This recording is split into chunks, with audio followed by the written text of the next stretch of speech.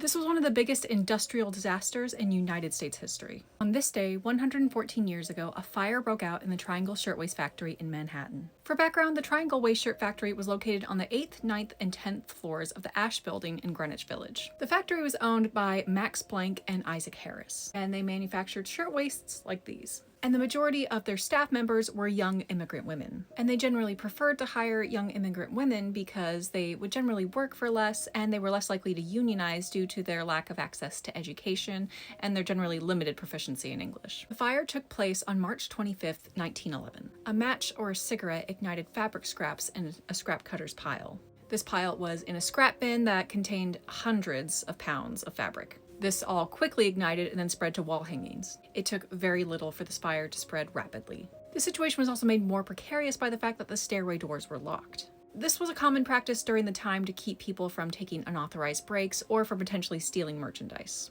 And by the time people were searching for an escape, the foreman who had the key had already made his escape. Several members of staff tried to squeeze themselves into the elevators while they were still running. Other people also took a stairway that led up to the roof.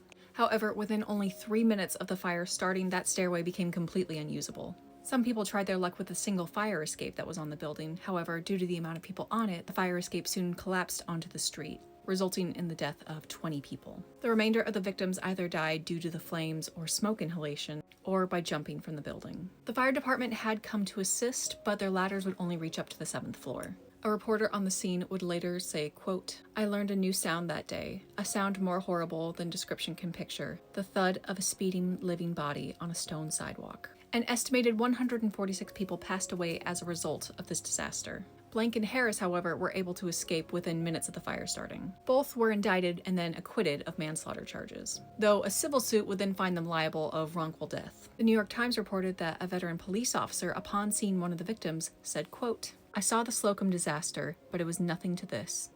"Is it a man or a woman?" asked the reporter. "It's human. That's all you can tell," answered the policeman.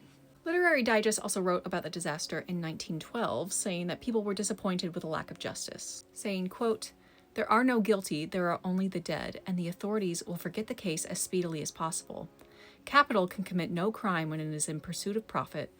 The blood of those victims was on more than 2 heads, on more than 20 heads, perhaps on more than 1,000,000 heads. Everybody connected with the actual neglect of the fire and building laws, whether in an official or unofficial capacity, shared the blame." This disaster illustrated a desperate need to investigate factory conditions and rights for workers.